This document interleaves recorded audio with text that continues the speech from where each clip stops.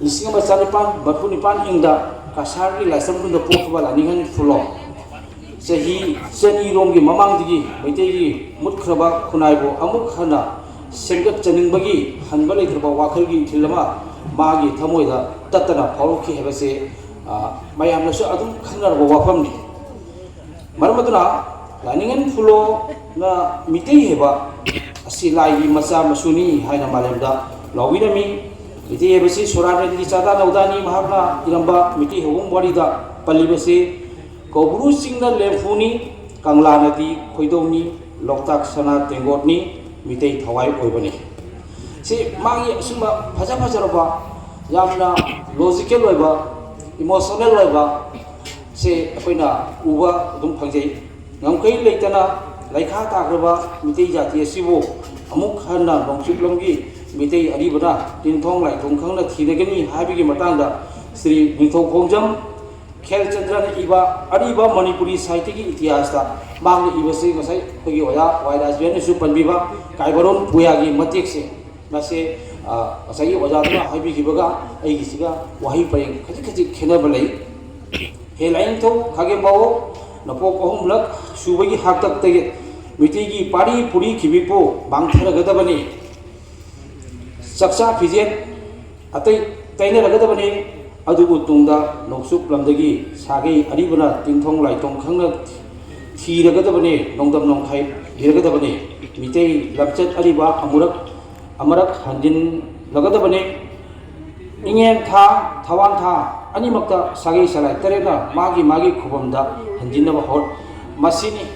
akogi lani inji matangda mayam punamuna hangnariba kanada kaibaron puya khangdi atopa puya sinda irami haibigi da akoi jumham waraga mahagasi thawan thada pokle heraga ingen thada khongda gibani haibase matang sida aina masi reference oina masi engonda phaugiba numitni haibadasu fajagadra fajaroidra madumakti aisu haiba ngamjadre khigi oja amusna lusing han biramba hantran gi oja musna se hokiba 2023 gi thangjin mini september gi tang mapanda ayuk sida mangana ingoda phone ropuni han jisma sma tore hedra akoi mi khara chali thangjin mi se aduga mathangi nimi se mathangi nimi sida magi masa akoi sida haraga poloi ba hebutai adura masigi poloi bigi nimi mathang nomai jing nimi si jo akoi chali aina angakpo no phauki base sagi bajau aina laipok hai base oja musna sisu laipok ki karigumba kanoma element ma boda jawbra haina aina khanja base koina sumangda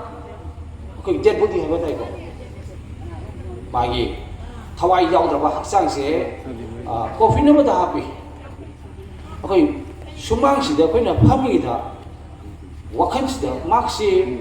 kudigi hogalnaga sakhibogi ngomgamga ai michida puba ai se mik isalaga khuramdana le ai kanada su masi ja haidok se de ai ngasi haijari seni ngasi gi lining mifam sida adra mangonda karigumba kogi lai yoba sapima chen bra habese ai numitidigi haunai khaje hairibase lining nawya fulo yo pham nati magi basani ba oibiriba akoigidi akoina oja musna haraga khungnabase mase asumaina tawki magna noma engoda haibirami laningan nawya fulose aidi magidi ahani akoigi haksang se khumang manam nami amana me sim tawrise ado leigi manam nami leigi manam nungsi nami haina oja musna suna noma engoda asumaina haibirami marumadra aikoina magase ngasai 1914 da to yeda to gi adigi 19 kanada 88 da poga 41 1940 1888 da poga 1941 da legi da ko asidi khuding mang su loina haibire ai yamba dilip meng bang na su he toina panbiba ai khoi maiti heriba khunai se mutka digi lairu rabani adu only because of la haraw sida lai harau ko sina maram moidra ekoi si maiti se mutpang ngam hodabani lai harau se ꯀꯨꯝꯁꯤꯗꯤ ꯂꯥꯏ ꯍꯔꯥꯎꯕꯁꯨ ꯇꯣꯏꯔꯦ ꯑꯩꯅ ꯂꯩꯖꯔꯤꯕ ꯕꯣꯔꯕꯤꯜꯁꯤꯒꯁꯨ ꯂꯥꯏ ꯍꯔꯥꯎꯕꯁꯦ ꯑꯅꯤꯔꯛꯅꯤ ꯇꯧꯔꯤꯁꯦ ꯃꯤꯁꯤ ꯃꯤꯅꯥꯁꯨ ꯇꯣꯏꯔꯦ ꯂꯥꯏ ꯍꯔꯥꯎꯕ ꯇꯣꯏꯕꯒꯤ ꯃꯇꯤꯛ ꯃꯤꯁꯤ ꯃꯤꯅꯥꯁꯨ ꯇꯣꯏꯔꯦ ꯇꯧꯍꯣꯏꯔꯤꯕ꯭ꯔꯥ ꯇꯧꯍꯣꯏꯗ꯭ꯔꯤꯕ꯭ꯔꯥ ꯑꯗꯨꯁꯨ ꯈꯪꯗꯦ ngasi ngarangsisu chumna natural date nataba ado chumba lai harabusisu akoi yamna mase akoi maitai gi ona ko ado maksi leirambadagi akoi gi naisi muttabani mana Mizoram da Delhi Mengbam China Mizoram da program executive station director oina leiding da koi Mizoram gi culture se जीवन अति मान अदम कंटो बजाने यदि हंग बजाने मिजोराम दे लेरबा मिजोगी नहारोल सिंसे मिजोगी हौजिक लेत्रे मगी मसागी ओबा customary लो हैगद्रा मागी culture से थीरुबा मतमदा फंगद्रे अदुगा मखोइगी मरक्तसु यामना अखोइ करी हाइनी मागी जाति दुबु मागी खुनाई दुबु जोके चबा पांबा अदुम मिसिंदो थीरकबदा फंगद्रे मखोइ हजि कप्त्र खांगेन असि मांगना पनबिनम तसिंग ममतिको अखोइना सुमाइना मतम सांगना अखोइ इपा इपुसिंगा चनरबा सिन थादोक्तुना 1930 की अप्रैल की टांग 19 दा हिंगन फुलोना अपोको मरु थोंदुना अडी मिटे की अरीबा खुबमदा अमुक हंजिनबा हौखी हेबसे मसिमी पुना मौना कोइ पुना मौना खुंदर बंगतनी ngасai aigi mangda koi oja Jenderbam Kunjalalna koi Manipuri Sahitya Parishad ki keno se koi library se Nauria Bulogi Mingda Thamasi na haibo phumse mase ai amuk hana ai second nati oja keno ni ai na haijari se kawbi no haibani akoi se kawbole aduga ngasi chief guest on the thing Biliba, I Yamba, Dr. Furisam Biramani, I know Hajaba, President elect on the Biliba, Jaragati, Ekoi, Aiga, 160 turning point Amasu, Saita Parisata.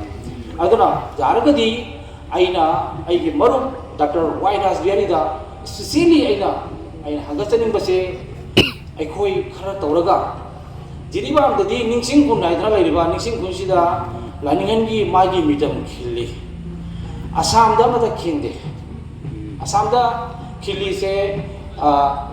लानिंग कोल हैगद्रा कुबम दा अखोइगे लासम गुंदा अदुगी दु खिनबनतना अतै अमत दा खिंदे मेडिकेनोजी हैगद्रा जम आल हैगद्रा कंगाल general हैगद्रा so many temples so many statues install to अदु एक्सेप्ट सुबा लानिंगनगी मागी मिटम से मरमदुना आइना आई स्पेशली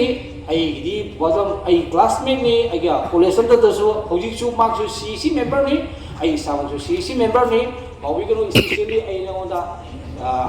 हाइजरिसिनी पुखपिरो कोइ मसियो हमसिमा मरमदी करिनागा अखोइ कनो से तुमदुना लेरुरबा ममदुना लेरुरबा अमंबा संसार लेरुरबा अदुगुंबा से 1930 दगी असुमाइना तरम अकोकोनी हारगा मीसिंगसिना लॉकडाउन तोबा अंडरस्टैंड तोबा मसे तोबिगनु हाइबसे मसे मै थमजन अदुना तोइना अखोइना थेंगनजबा अथोइबा सेरेंग हाइबा सिदा पल्लिबसे मेटेरोल लोलसी मेटेरोल फोंगलसी मेटेरोल नुंसिजै मेटेरोल पामुजै मेटेरोल नुंसिंजै मेटेरोल कोनसिंजै इपागी Maroni इपुगी जातंगी इमाना ताकोनी इमाना पीबनी इमाना जोपनी इमाना कोनबनी इरोना सोंजगे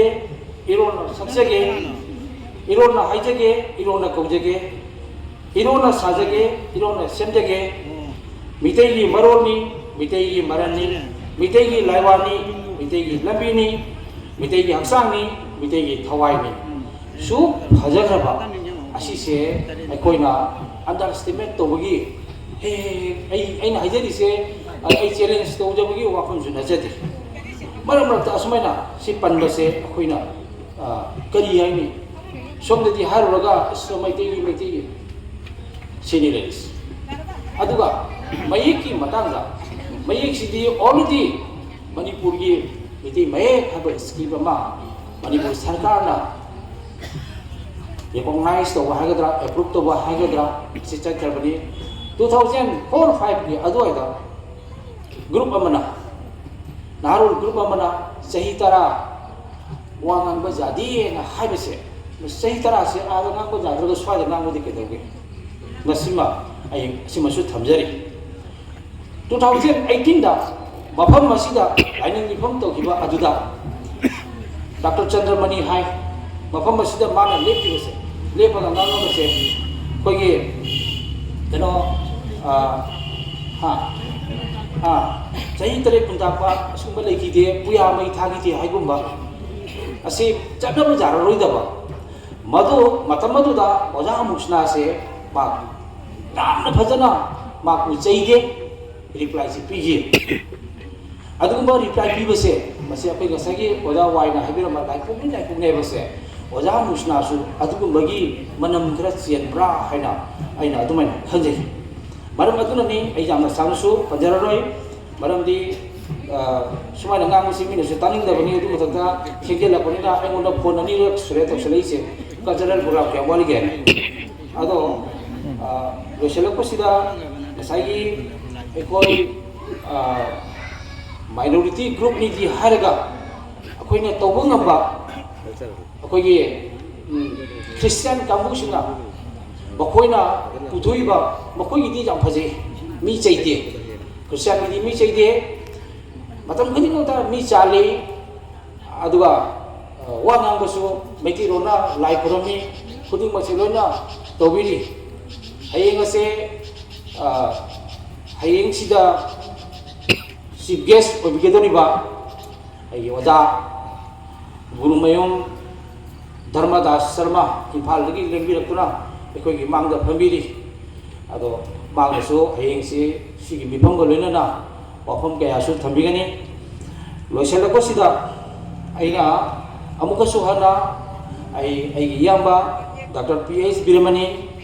bangoda aina haijabase hariba matek ki ba koina